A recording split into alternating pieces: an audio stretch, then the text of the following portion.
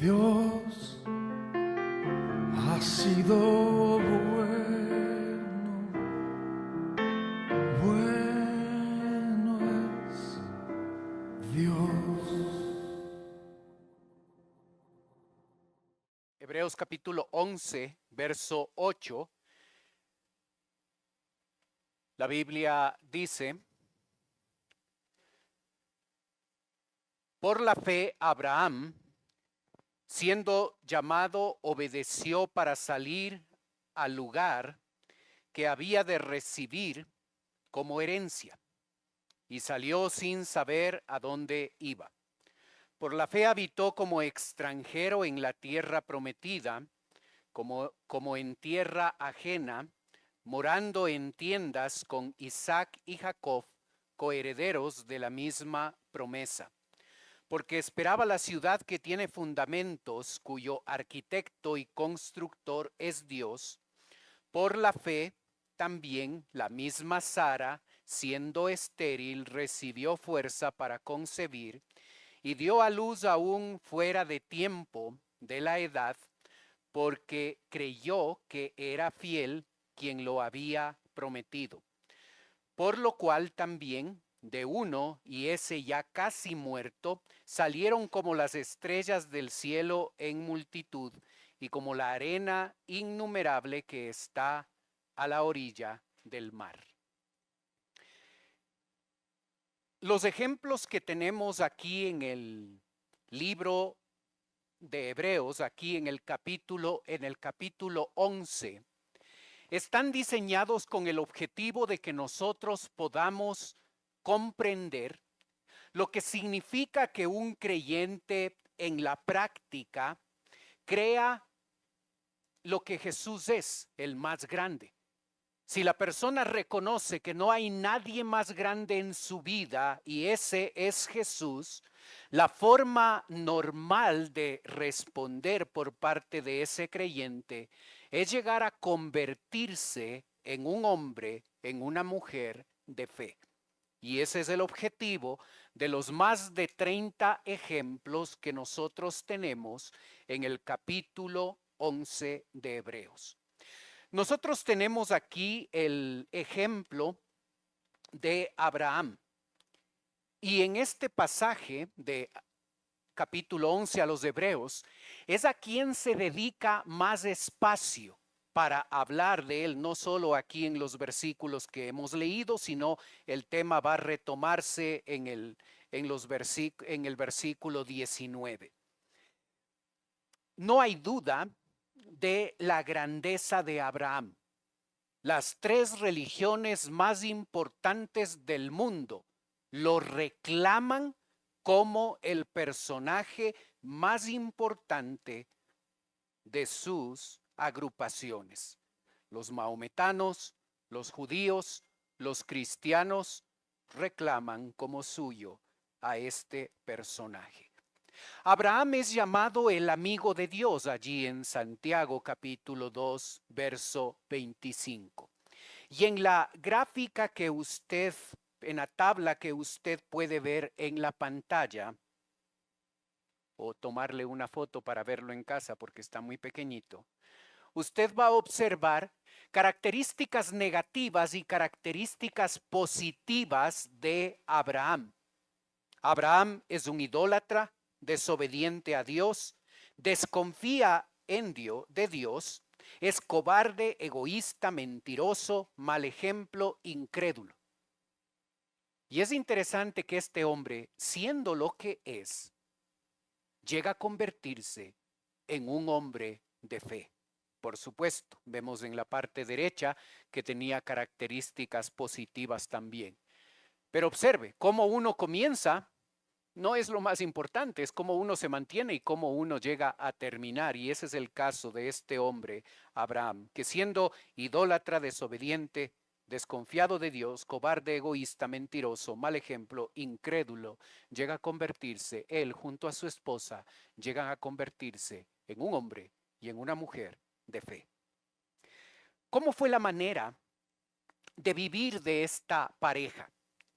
Y nosotros observamos y le y le pido que sin perder el libro de Hebreos, aquí en la primera banca el vino tienen puesto, en la primera banca hay puestos y en la cuarta banca también hay puestos. Sigan nomás, por favor, gracias por acompañarnos.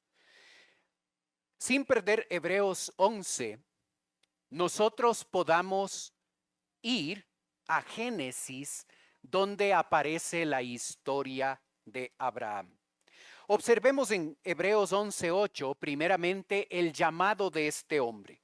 Por la fe, Abraham, siendo llamado, obedeció para salir al lugar que había de recibir como herencia y salió sin saber a dónde iba. Cuando nosotros observamos en el mapa que usted tiene allí en pantalla,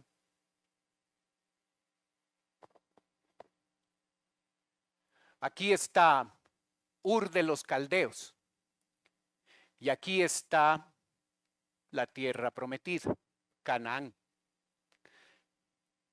2.400 kilómetros de distancia. Así es que nosotros debemos darnos cuenta que cuando Dios le hace un llamado a Abraham y le dice, sal de aquí y vete a la tierra prometida, no es algo menor, no es algo sin importancia, no es irse a la vuelta de la casa, al parque y estar un ratito allí. Esto va a cambiar radicalmente su vida. Así es que Dios está obrando en el corazón de Abraham y de su familia, pero el llamado de Dios hacia Abraham implica un cambio radical. Y es allí donde se empieza a ver la fe de este personaje, que se da cuenta que este es el Dios verdadero, que no es como los dioses en los que ellos creían, que en Josué 24:2 se llama a esos dioses en los que confiaba Abraham, dioses extraños. Cuando Dios le llama, el Dios verdadero le llama, este hombre se da cuenta de que este es el único Dios y va a llegar a responder con obediencia, por la fe. Observa, Dios habla y nosotros respondemos con fe. La fe es intangible, no se puede ver, no se puede medir. Lo que se puede ver y lo que se puede medir es el resultado de la fe. Y el resultado de la fe en la vida de Abraham es que cuando Dios habló, Abraham respondió con obediencia. El llamado de Dios es la respuesta de este personaje. En el versículo 8 observamos esta obediencia de la que se menciona acá. Se le aparece Dios a Abraham y este hombre obedece. Como vimos en el mapa, este es un viaje tremendo, este es un viaje importante en la vida, en la vida de él. Y nosotros podemos observar, observe otra vez el mapa, que Abraham sale desde Ur de los Caldeos con su parentela y va por este sendero. Y aquí hay una doble opinión de los expertos, si cogió este camino o cogió este camino, pero al final en este proceso, en este viaje, él se queda aquí, en Harán. 2.400 kilómetros desde aquí hasta Canaán. Él viaja 1.700 kilómetros, más de la mitad, y se ubican aquí. Y aquí se quedan. La orden de Dios es anda a Canaán, anda a la tierra prometida. Abraham y su parentela viajan más de la mitad, pero no llegan a Canaán, se quedan en Harán. ¿Cómo se llama eso?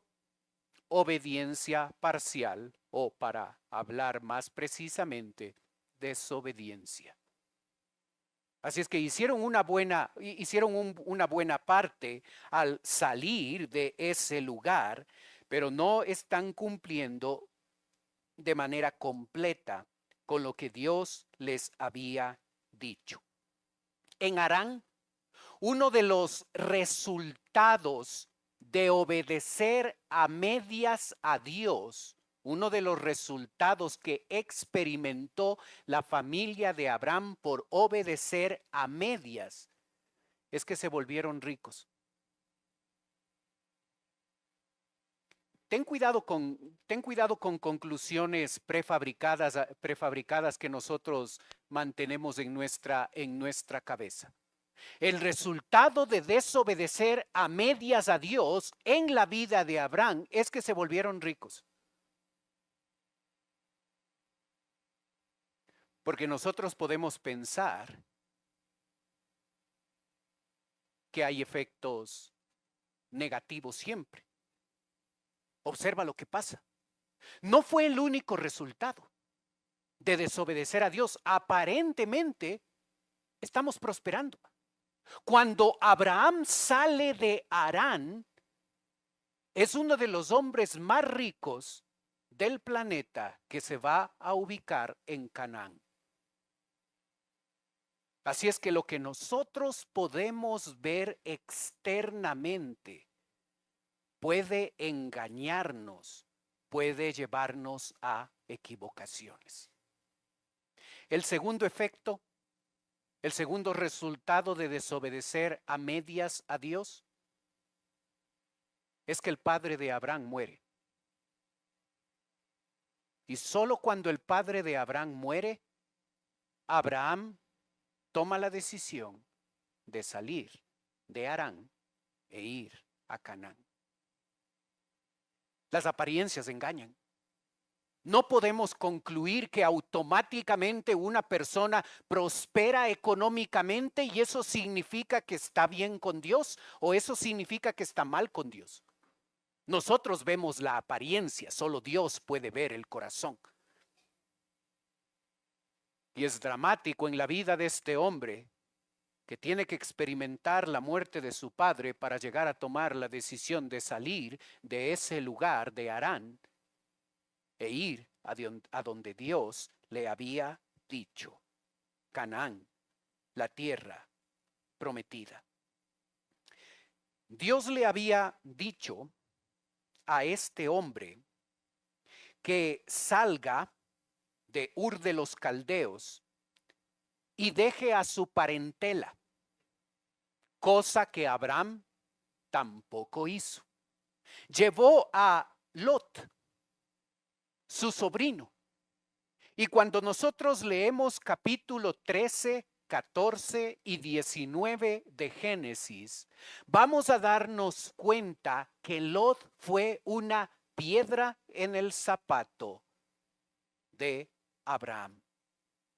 Este hombre se metió en problemas, peleó con otros pastores que cuidaban las ovejas allí en Génesis 13, llegó a ser esclavizado y llegó a estar encarcelado y Abraham tuvo que ir a rescatarle.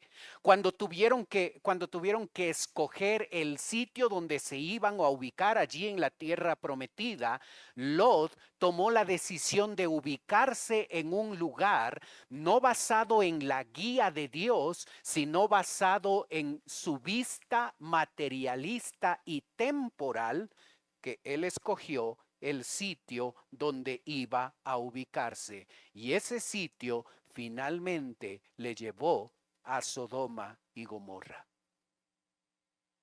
Y no es sino por la gracia de Dios que Dios llega a protegerle a Lot, este creyente desobediente y mundano. Una piedra en el zapato en la vida de Abraham. Debemos recordar que la desobediencia a Dios es costosa. No podemos engañarnos pensando que en esta ocasión sí, en esta ocasión la mejor idea es hacer lo contrario a lo que la palabra de Dios dice, usando nuestra lógica, nuestro criterio, porque cada vez que nosotros desobedecemos a Dios, esa desobediencia es costosa y Abraham tuvo que experimentarla en su propia vida por no hacer lo que Dios le había dicho específicamente. Finalmente, en el mapa, Abraham llega a tomar la decisión de salir de salir de Harán e ir rumbo a la tierra prometida. Cuando él llega, viaja 700 kilómetros para completar ese viaje extenso de 2.400 kilómetros. Llega allá y Génesis 12:7 dice que él construye un altar para dar gloria y honra a Dios por la fidelidad que Dios había mostrado en ese proceso. Este hombre llega a recibir la bendición de Dios. Y en los primeros 3 versículos de Génesis 12, nosotros llegamos a observar la magnitud de esa bendición que Dios le va a dar a este hombre. En esa bendición que Dios le da, están implícitos 3 pactos que Dios hace con Abraham. El pacto palestino: te daré la tierra a ti y a tu descendencia. El pacto davídico: te prometo que siempre tendrás un descendiente que gobierne hasta que un descendiente tuyo llegue a gobernar por la eternidad, Jesucristo, al final de los tiempos. Y el pacto y el nuevo pacto, donde Dios modifica el corazón, donde Dios modificará el corazón de la gente para que podamos obedecerle a Él. Es una tremenda bendición que Dios le da a este hombre. Porque cuando fue llamado por la fe, obedeció. Los resultados y los detalles para cada uno de nosotros serán diferentes, pero siempre que nosotros respondamos con fe, es decir, con obediencia a lo que Dios nos ha dicho, siempre llegaremos a experimentar la bendición de Dios en nuestra vida. En Hebreos 11, 9 y 10, el texto nos muestra cómo de manera visible se pudo observar que Abraham era un hombre de fe. ¿Cómo podemos concluir que Abraham era un hombre de fe? ¿Cómo pueden concluir otros cuando te miran a ti o cuando tú evalúas tu propia vida? ¿Cómo tú puedes estar seguro, saber, yo soy un hombre de Dios, yo soy una mujer de Dios? Observa verso 9. Por la fe habitó como extranjero en la tierra prometida, como en tierra ajena, morando en tiendas con Isaac y Jacob, coherederos de la misma promesa, porque esperaba la ciudad que tiene fundamentos, cuyo arquitecto y constructor es Dios. Observas que Abraham entendió que aún esa tierra prometida era la tierra donde ellos iban a llegar y literalmente era una tierra donde fluye leche y miel, era una tierra próspera, un lugar de bendición de Dios. Pero aún así Abraham supo que no era el lugar final. Él esperaba una ciudad cuyo arquitecto y constructor es Dios, cuyo artesano, y esa es la palabra que se usa, cuyo artesano es Dios, la ciudad prometida, la ciudad celestial, la ciudad donde las calles son de oro, es construida por el artista y decorador mejor de todos los tiempos. Dios mismo construye esa ciudad celestial. ¿Cómo se notó que Abraham buscaba esa ciudad? Él habitó en tiendas. ¿Observaste ese detalle allí en el texto? Por la fe habitó como extranjero en la tierra prometida, como en tierra ajena, como extranjero.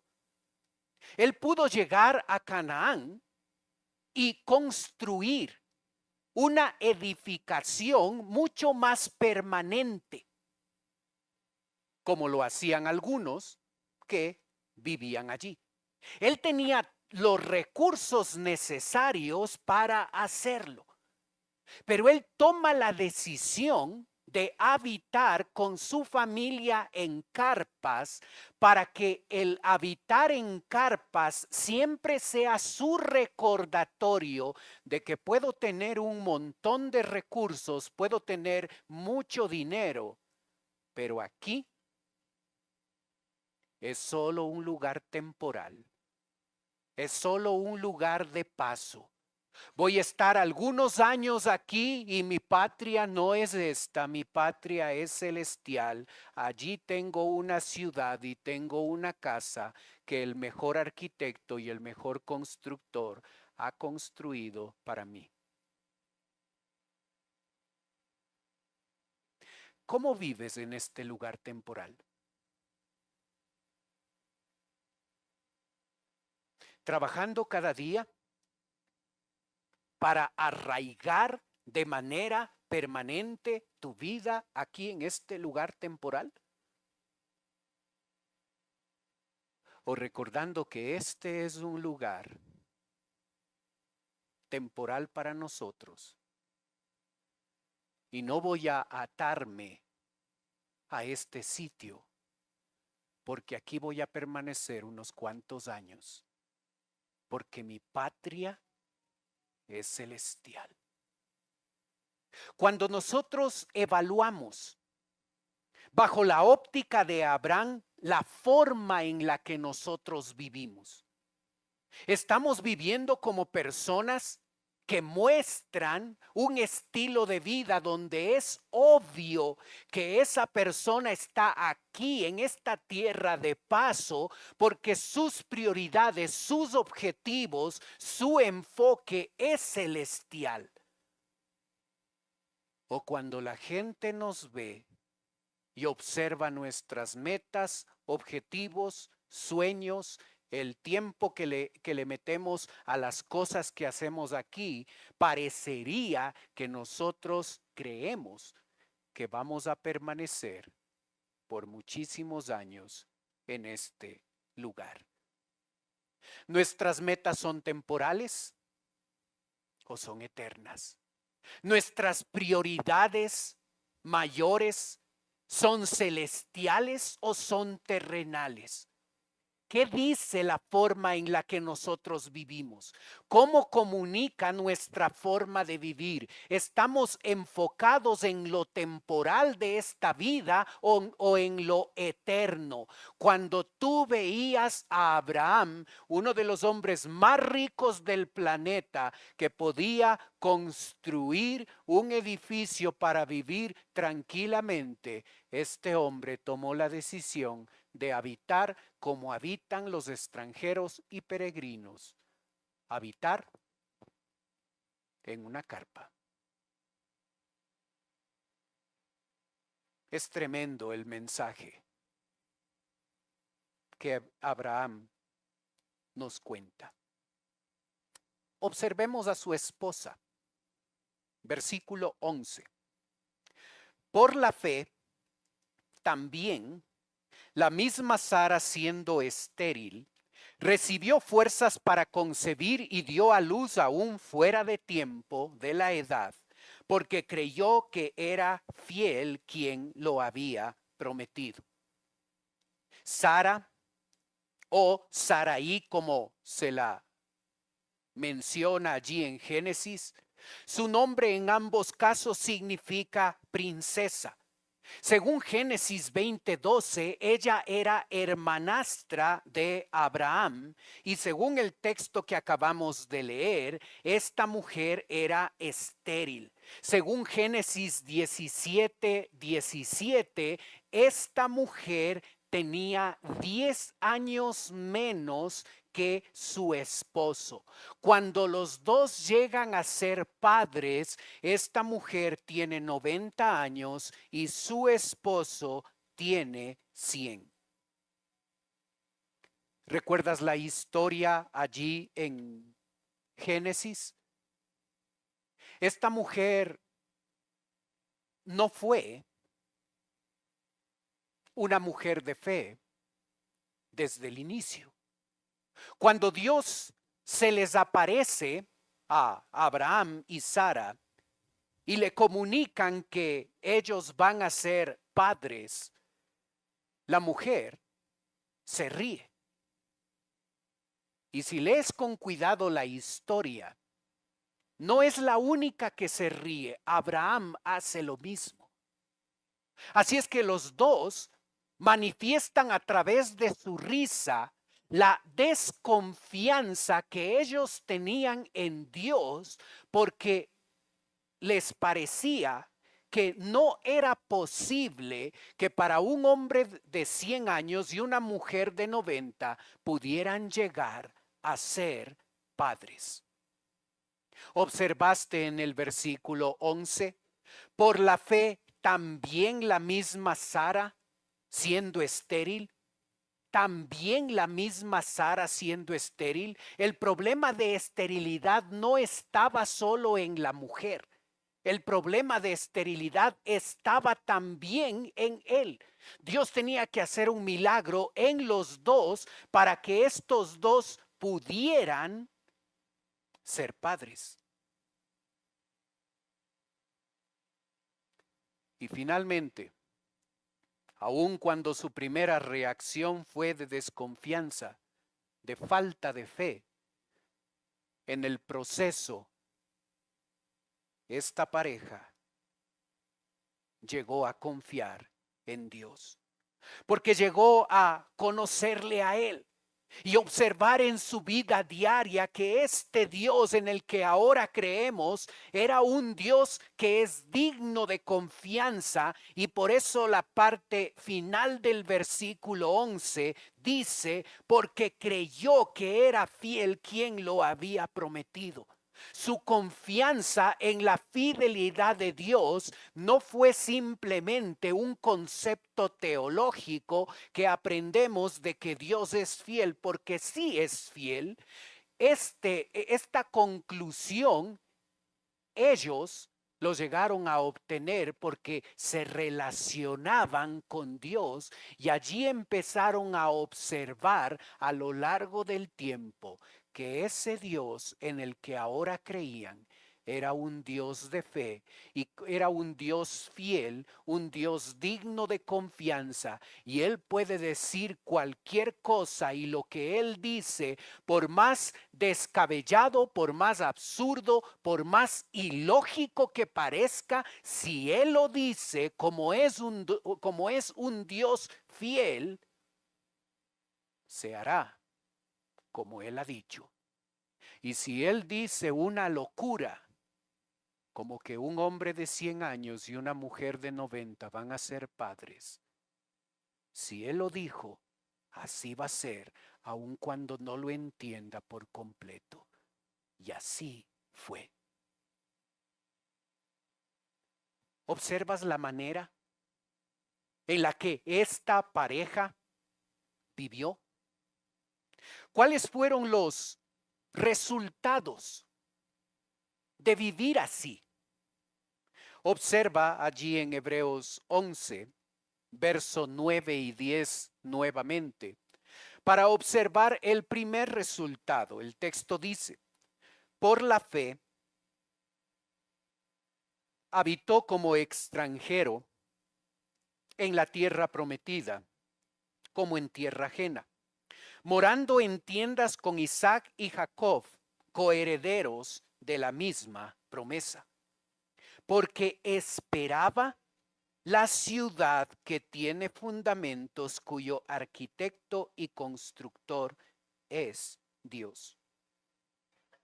¿Qué esperaba Abraham? Abraham no esperaba la tierra prometida. Él sabía que ese no era el final, que el final era disfrutar de una ciudad, de un lugar construido por el mismo Dios. ¿Cuál era su esperanza? Su esperanza no estaba puesta en lo que él podía obtener en Canaán, ya era rico. Su esperanza no estaba en algo temporal. Su esperanza estaba en algo eterno.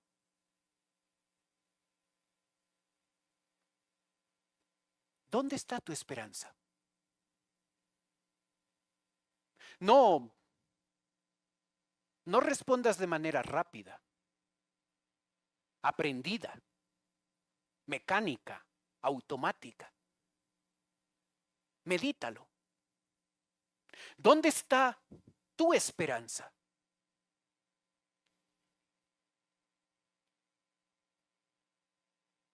¿En qué estás invirtiendo tu tiempo? ¿En qué estás invirtiendo tu esfuerzo? Porque generalmente nuestra esperanza está enlazada a el uso del tiempo que nosotros damos acá. Hay cosas que nos tocan hacer. Pero ¿dónde está la esperanza más importante que nosotros tenemos en nuestra vida? ¿Está en algo temporal? ¿Un trabajo, una casa, un carro, una profesión, mayores recursos económicos? Nada de eso está mal. Pero si eso es la esperanza más importante de mi vida, tengo un problema espiritual. Porque la esperanza principal, mayor en mi vida, debe estar atada a algo eterno. Observa los valores que Abraham tenía. Su esperanza no estaba atada a algo temporal, a cómo tener más ovejas. Ya tengo 1,000,000 de ovejas, cómo tengo 1,5 millones de ovejas. No estaba atado a algo temporal. Estaba atado a algo eterno, permanente. Y nosotros debemos revisar la forma en la que nosotros vivimos, porque a veces estamos tan enfocados y tan esforzados en cosas que van a terminar cuando nosotros partamos de este mundo, cuando la esperanza principal de nuestra vida debería estar atada a algo eterno. ¿Observas en el verso 9 que no solo Abraham y su esposa vivieron en tiendas? Isaac y Jacob vivían en tiendas. Una lección de vida de sus padres. No, pero papá, nosotros tenemos plata, ¿por qué no me construyes un penthouse? Y sí tenía recursos. Una lección de vida para que ellos también aprendieran que no está mal tener recursos acá, pero eso no es lo más importante. Mi esperanza no está allí. Mi esperanza está en la ciudad, cuyo arquitecto y constructor es Dios. Esa es la meta. Y como padre, voy a mostrar que esa es la meta de mi vida, y para que sea evidente para mi familia y para los demás, nosotros vamos a habitar en carpas, aunque podríamos construir algo más permanente y lujoso, pero nosotros vamos a vivir en carpas para que nunca nos olvidemos que la meta no es temporal, la meta es eterna. Papá y mamá lo van a hacer porque creen en esto, y el resto, nuestros hijos, Isaac y Jacob, ustedes también van a vivir en una carpa para que nunca se les olvide que nosotros estamos de paso aquí en esta vida. La meta está en la ciudad cuyo arquitecto y constructor es Dios. ¿Qué estás enseñándoles a tus hijos? Observa lo que Abraham y Sara les enseñan. Una lección de vida. La lección más importante de la vida. Lo eterno siempre será lo más importante. Así es que si hay poco o si hay mucho, nuestra esperanza no está allí. Nuestra esperanza está en esa ciudad cuyo fundamento y cuyo arquitecto y constructor es Dios. ¿Observas lo que llegaron a aprender Abraham y Sara? No eran así. Empezaron siendo idólatras en Ur de los Caldeos. Y llegaron a ser un papá y una mamá que sin ser perfectos se dieron cuenta que lo mejor que podían tener para sus vidas y para sus hijos era lo eterno. Versos 11 y 12 nos muestra un segundo resultado en la vida de esta pareja. El texto dice: por la fe también la misma Sara, siendo estéril, recibió fuerzas para concebir y dio a luz aún fuera del tiempo de la edad, porque creyó que era fiel quien lo había prometido. Esterilidad en Sara. Observa verso 12, el problema en Abraham. Por lo cual también de uno, es decir, Abraham, y ese ya casi muerto, salieron como las estrellas del cielo en multitud y como la arena innumerable que está a la orilla del mar. ¿Observas lo que sucedió? ¿Observas lo que produjo la fe bíblica, la fe verdadera? La fe verdadera produjo la experiencia en esta pareja de observar el poder de Dios en sus vidas. Y debemos tener cuidado de hablar del poder de Dios, sobre todo en círculos carismáticos y pentecostales, cuando en la cultura en la que estamos se piensa que el poder de Dios tiene que ver con hablar un poco raro y lanzarse al suelo y hacer algún show ahí en la iglesia, y esa es una manifestación de el poder de Dios. ¿Sabes cómo se ve el poder de Dios en la vida de un cristiano? Anota. Efesios capítulo 5, verso 18. Cuando el poder del Espíritu Santo se manifiesta en la vida de un creyente, ¿cuáles son los resultados de esto? Mejor esposo, mejor esposa, mejor padre, mejor madre, mejor hijo, mejor ciudadano. 6 resultados en Efesios 5, 18 en adelante. ¿Estás experimentando el poder de Dios? ¿Cuán buen esposo eres?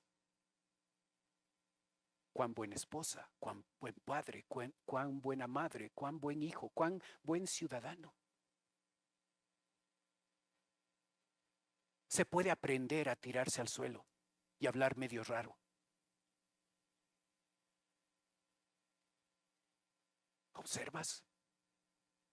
Una persona que responde con fe, su vida va a ser transformada. Va a experimentar el poder de Dios en él. Seguramente, no como algo increíble, como el caso de un par de viejitos que se convierten en papá y mamá.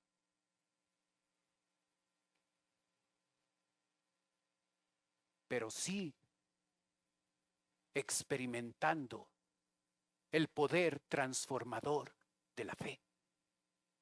La fe no es credulidad. La fe no es positivismo. La fe bíblica es: Dios habla y yo obedezco. Y cuando yo obedezco, empiezo a experimentar el poder transformador de Dios en mi vida. ¿Observas lo sencillo? Dios habla, yo obedezco. Y cuando yo obedezco, experimento el poder transformador de Dios sobre mi vida. Y cuando estoy siendo transformado, ese efecto es beneficio para mí y para la gente que está a mi alrededor. Y por eso debemos preguntarnos: ¿tenemos una fe que transforma?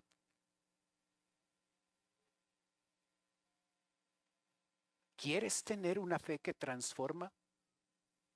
Toma la Biblia en tus manos y empieza a obedecer lo que Dios dice y verás el poder de Dios en tu vida.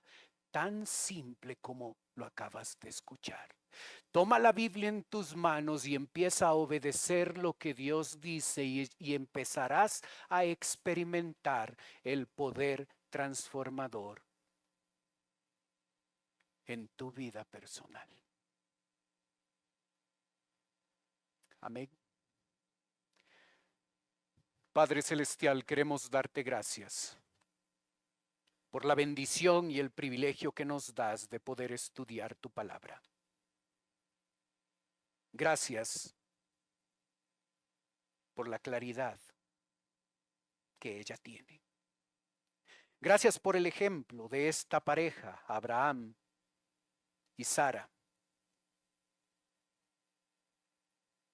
Empezando en un extremo muy malo, siendo idólatras, apartados de ti. Y un día tú decidiste otorgarles tu gracia. Y su vida cambió para siempre. Ayúdanos, Señor, a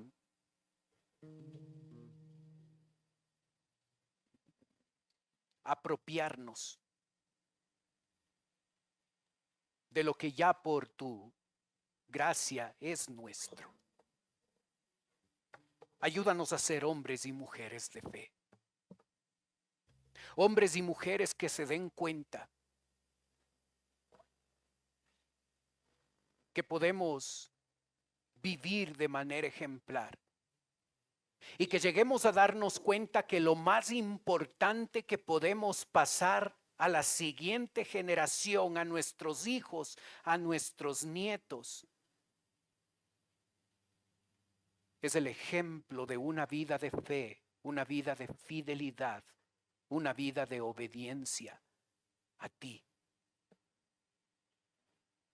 Pedimos, Señor, tu bendición en la aplicación de tu palabra.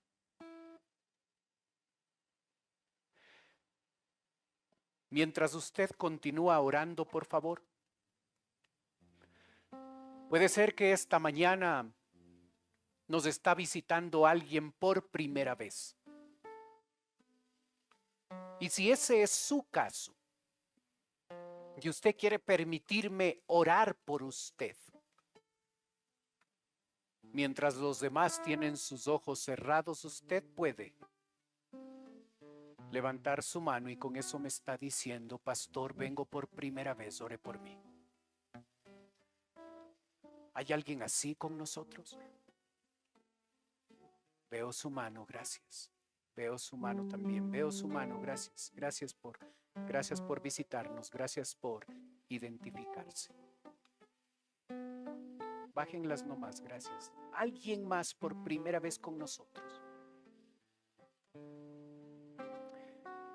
Para las personas que nos visitan, en un momento voy a orar por ustedes como les dije. Quisiera ofrecerles algo más. Es voluntario, no se sientan presionados porque no es nuestro propósito. Si usted quiere, usted puede tomar sus cosas y puede pasar a la parte de abajo donde estoy yo. Si usted lo hace, alguien de nuestra iglesia se va a acercar. Le va a llevar a otro lugar y en ese lugar va a conversar con usted. Los demás están manteniendo sus ojos cerrados para que no le dé recelo de pasar. Pero si desea hacerlo, venga, denos la oportunidad no solo de orar por usted, sino de conversar un momento con usted. Venga, no importa dónde está. Gracias por ser los primeros. Gracias por su disposición.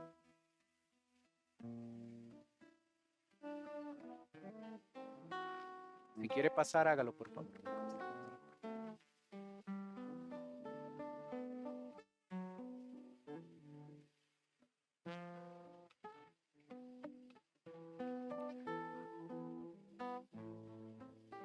Padre Celestial, te doy gracias por las personas que nos visitan.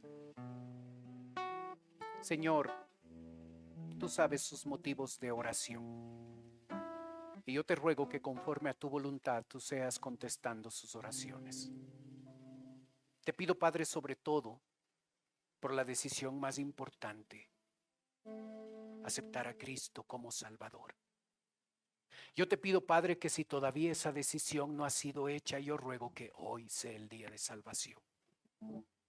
Te ruego, Padre, por nosotros, tus hijos, que podamos aprender a vivir vidas de fe, vidas de obediencia a ti y experimentemos en carne propia el poder transformador de tu palabra, y que ese sea el legado que dejamos a nuestros hijos y a nuestros nietos.